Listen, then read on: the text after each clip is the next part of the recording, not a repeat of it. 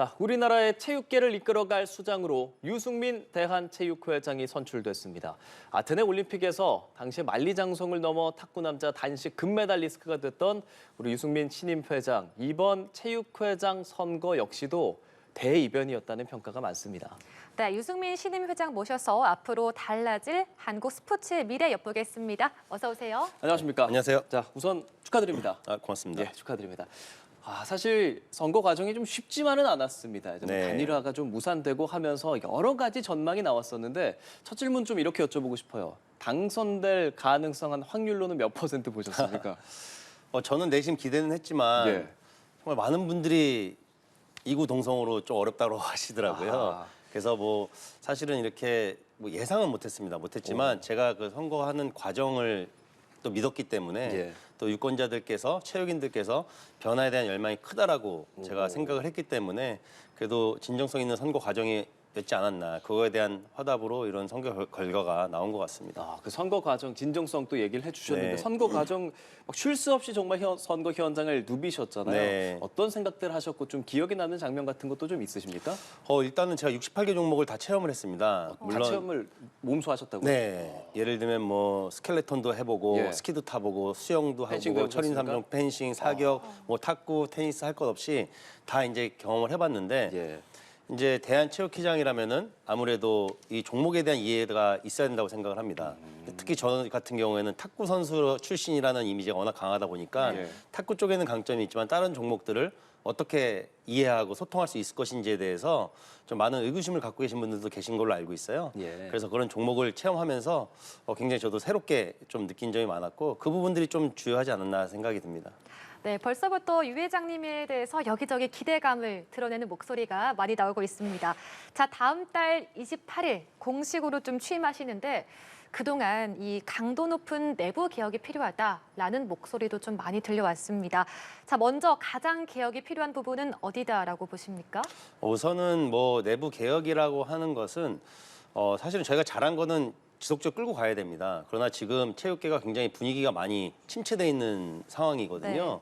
그래서 그런 부분들을 좀 더 개혁을 통해서 분위기를 다시 끌어올릴 수 있는 어떤 그런 기준을 좀 만들어 보고 싶고요. 또 그런 환경들이 개선되다 보면 자연스럽게 건강하고 공정한 어떤 그런 문화가 체육계 내부에서도 만들어질 수 있기 때문에 그런 부분들을 좀 개혁을 해야 되지 않을까. 특히 또 외부로부터 많은 지적을 받았던 어떤 공정위원회라든가 그런 권고 사항에 대해서는 좀 면밀히 살펴볼 예정입니다. 예, 개혁에 대한 얘기를 해주셨으니까 사실 스포츠 공정위가 다소 뭐랄까 불공정하다라는 이야기도 좀 있었는데 이 부분에 대해서는 어떻게 좀 손볼 계획이 있으십니까? 우선은 제가 아직 업무 보고를 받기 전이라서 아하. 좀 더 면밀하게 살펴봐야 되겠지만 만약에 그런 부분들이 조금이라도 있다 그러면은 과감하게 손을 대야 된다고 생각을 합니다. 다만 대한체육회가 여태까지 갖고 있던 어떤 룰, 규정 안에서는 좀 원칙을 통해서 그거를 만들어가야 되지 않을까. 뭐 셀프 심사 이런 얘기도 네, 조금 뭐 있잖아요. 그런 부분들은 좀 더 국민 여러분들께서도 좀 납득할 만한 어떤 수준으로 단 원칙을 벗어나지 않는 어떤 그런 부분들이 선행돼야 되지 않을까 싶습니다. 알겠습니다. 자, 지난해 파리올림픽 이후에 각 협회 운영에 대해서 문제점이 좀 여럿이 드러난 것 같아요. 예를 들면 좀 폐쇄적이다, 투명하지 않다라는 문제점이 지적이 됐는데 자, 이런 일련의 사태를 모두 지켜보셨습니까? 잖아요. 자, 대한체육회장으로서 개선할 방법이 있다면 어떤 게 있다고 보시나요? 사실 협회들 나름대로의 문화와 규정이 존재를 합니다. 물론 대한체육회가 관리 감독을 할 수 있는 권한은 있지만 그들의 자율성과 독립성도 지켜줘야 되거든요. 네. 다만 선수 지도자 관련된 부분에서만큼은 좀 더 강도 높게 투명해져야 되고 공정해져야 되고 또 소통이 이루어져야 된다고 생각을 합니다. 그런 분위기를 좀 만드는데 제가 아무래도 선수 출신이고 그렇죠. 네, 지도자 출신이기 때문에 각 협회마다 그런 분위기를 만들 수 있는 어떤 장점이 있지 않을까라는 생각이 들고요. 그런 부분들이 선행됐을 때 현장에서 좀 더 변화된 목소리가 일어나지 않을까 이렇게 기대하고 있습니다. 선수 출신이라고 언급을 해주셨으니까 이 부분도 또 여쭤보고 싶어요. 파리올림픽 마칠 때 네. 이제 안세영 선수의 그 작심 인터뷰가 정말 오랫동안 화제가 됐었습니다. 오랫동안 선수 생활하셨고 네. 그런 뭐랄까요 운동선수 특유의 문화를 누구보다 많이 겪어보셨잖아요. 네. 어떤 생각하셨어요?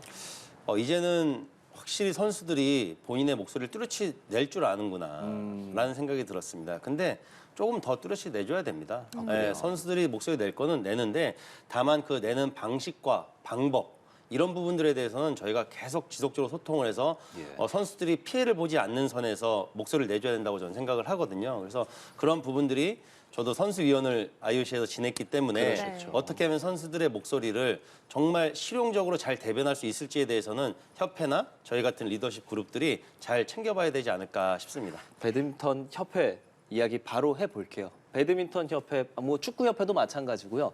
사실 뭐 문체부도 그렇고 굉장히 좀 복잡하게 얽혀 있는 상황들이 많습니다. 어떻게 좀 상황 보고 계십니까?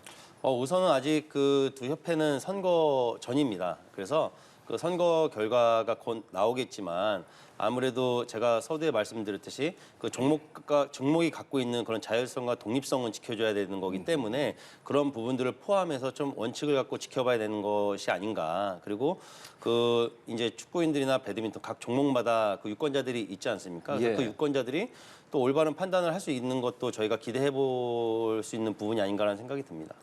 네, 만약에 이 선거를 통해서 연임에 성공했을 경우에는 문체부에서 또 징계 대상이었던 만큼 어떤 인준 불허를 요구할 수도 있지 않습니까? 이 부분에 대해서는 어떻게 대처할 생각이세요?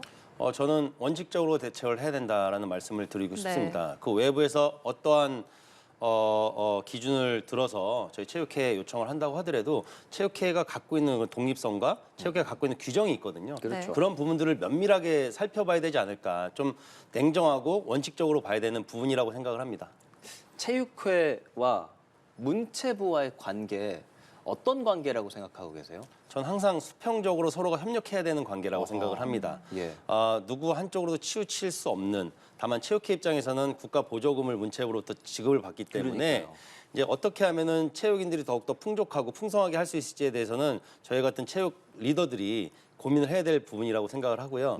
다만 문체부도 체육인들을 서포트하는 기관이기 때문에 네. 좀 더 수평적인 방향으로 서로 협력을 할 수 있는 예. 또 협조를 할 수 있는 어떤 그런 부분들이 중요하다고 생각합니다. 물론 원론적으로 수평적으로 서로 협조하는 것이 너무나 맞지만 네. 이제 예산을 받는 입장이 될 수도 있으니까 그런 부분에서 다소 그 수평이 깨질 수도 있다는 해석도 있고 특히나 전임 회장 시절에 예산이 좀 많이 깎였어요. 그런 부분에 대한 대처분은 어떻게 좀 생각하고 계세요? 이미 당선 후에 제일 먼저 찾아뵌 게 유인촌 현재 문화체육부 장관님, 그 맞아요. 장민환 차관님을 만났기 때문에 그 자리에서 시원하게 말씀해 주셨어요. 앞으로 유승민 당선인이 하는 사업에 대해서는 적극적으로 지지하겠다라는 그래요? 말씀을 해주셨고요. 물론 예산을 저희가 받는 입장이지만 그 예산을 집행을 저희도 하기 때문에 그걸 올바르고 투명하게 그리고 공정하게 집행을 하고 체육계가 점점 더 변화되는 모습을 보인다면 저는 지지를 못 받을 이유는 없다라고 생각합니다. 저희 지금 화면에 나가고 있어요. 유인천 장관님과 이렇게 바로 딱 만나셨잖아요. 네, 네. 어떤 말씀 좀 하시던가요? 좀 공통되게 생각을 갖고 있는 부분들이 좀 많이 있었습니다. 예, 특히 선수들 관련된 거, 지도자 관련된 거, 지방체육 관련된 거는 정말 시급하다라는 생각을 같이 나눴고요. 특히 학교체육 관련돼서는 더욱더 빠르게 우리가 조금 더 개선을 하고 또 확장을 해야 된다라는 어떤 그런 이야기를 나눴습니다. 자, 사실 이번 우리나라에서 IOC 위원 어느덧 3명에서 1명으로 줄었습니다. 우리나라 스포츠 외교에도 차질이 생기는 것 아니냐라는 이런 우려가 나오고 있는데요. 우리 유대양 님도 좀 다시 나서지 않아야 할까 이런 기대감도 나오고 있거든요. 좀 고민을 하고 계신가요? 사실은 아까 IOC 위원직은 제가 고민한다고 해서 되는 것도 아니고요. 네. 다만 제가 여태까지 IOC 위원으로서 8년간의 활동 경험이 있고 네. 그리고 현재도 지금 분과위원회 활동을 왕성하게 하고 있습니다. 네. 그러다 보니까 그런 부분들은 조금 뭐 유리한 점이 있지 않을까라는 기대는 하고 있는데 그 부분 또 이제 IOC가 위원장 선거가 3월에 있기 때문에 네. 그 추후에 어떤 그런 기회들을 좀 봐야 될 것 같습니다. IOC 위원 어떻습니까? 뭐 힘듭니까? 아니면 보람참이 상당히 큽니까? 어때요 이게? 보람차면서 힘듭니다. 어떤 일들을 하든지 사실 일반 대중들이 잘 알지 못하니까. 예, IOC에서는 뭐 크게는 이제 올림픽을 주최 주관을 하는 단체잖아요. 근데 그 밑에 파생된 경기단체, 국제경기단체라든가 국가올림픽위원회라든가 선수위원회라든가 여러 가지 단체에 저희가 일을 할 수 있는 기회들이 많이 주어집니다. 예. 특히 저 같은 경우에는 한 번에 한 7개 정도 분과위원회를 소화를 했었는데요. 정말 많은 공부가 됩니다. 그래요. 네, 정말 많은 네트워크도 쌓을 수 있고요. 다만 일을 많이 할수록 정말 많은 어떤 도움이 되는 어떤 그런 구조다 보니까 일을 안 할 수가 없습니다. 그래서 일을 계속 하려면은 그만큼 시간 투자도 해야 되고 노력을 해야 되기 때문에 그만큼 보람되지만 힘들다라는 표현을 쓴 거고요. 근데 앞으로도 그런 기회들이 자주 있어서 대한민국 스포츠가 국제 경쟁력이 좀 더 강화되는 어떤 그런 기회가 많았으면 좋겠습니다. 그러면 사실 동계올림픽 IOC 위원회 피겨에 차준환 선수라든지 네, 네, 봅슬레이 원용준 선수가 지금 도전하겠다고 밝혔잖아요. 네. 말씀하신 거 들으면 너무 바빠서 이거 선수 생활과 병행하는 게 어떨까 이런 생각도 드는데 좀 어떤 조언 좀 하고 싶으세요? 우선은 이거를 도전하는 자체만으로 해도 저는 의미가 있다고 봅니다. 그래요. 예전에는 선수들이 이런 행정이라든가 뭐 아니면 이런 뭐 외교 이런 부분들에서 조금 관심이 떨어졌다면 지금은 선수들이 굉장히 다양한 분야에 도전하고자 하는 그런 마음이 저는 정말 훌륭하다라고 생각을 하고 또 저희가 IOC 선수위원이 나올 수 있도록 저도 선배 IOC 선수위원 입장으로서 많은 지원을 아끼지 않을 생각입니다. 어떤 역량이 좀 필요합니까? 일단은 스킨십을 얼마만큼 잘하느냐 그리고 그 관련 분야에 대해서 얼마만큼 관심과 지식이 있느냐 그리고 열정이 있느냐라는 거에 대해서 좀 중요하게 생각이 들 것 같고요. 아마 이 친구들도 지금부터 준비해서 예. 이제 노력을 하겠지만 되고 나서가 더 저는 중요하다고 생각을 그래요? 합니다. 네. 잘 차준환 원용준 선수 혹시나 방송 보고 있다면 잘 들어야겠습니다. 네, 이렇게 지금 선배로서 조언도 해주셨는데요. 유 회장님이 일 잘하는 회장으로 남고 싶다라고 포부를 좀 밝혀주셨어요. 일 잘하는 회장으로 인정받기 위해서는 뭐 이런 것들은 적어도 내가 좀 달성하겠다라는 목표가 있으실까요?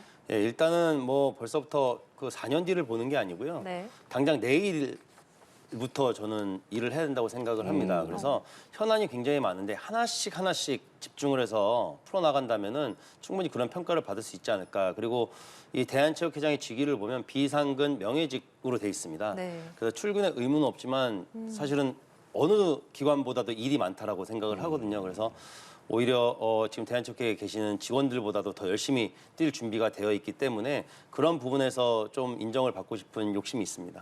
참 일복이 많으신다라는 생각도 좀 듭니다. 일복이 굉장히 많습니다.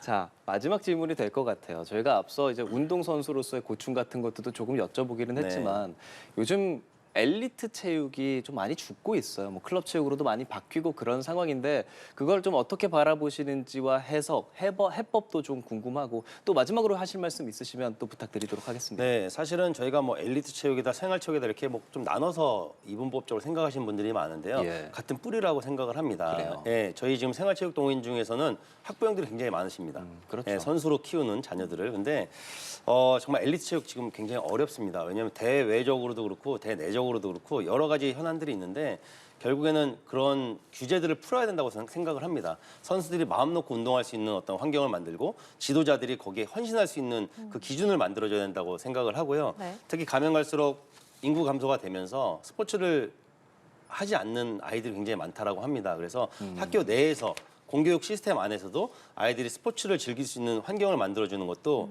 이 엘리트 체육이 살아날 수 있는 한 축이 되지 않을까라는 생각이 들어서 그런 부분에서 저희가 좀 위기의식을 갖고 특히 학교 체육, 학교 운동부에 많은 지원을 아끼지 않아야 된다고 생각합니다. 예, 좋은 말씀 감사합니다. 자, 누구나 스포츠를 보면서 울고 웃었던 기억이 있을 거고 그랬기 때문에 아테네 때 그랬던 것처럼 네. 이번에는 행정으로 많은 네. 국민들께 기쁨 주셨으면 좋겠습니다. 네. 유승민 신임 회장과 함께했습니다. 고맙습니다. 네, 맞습니다.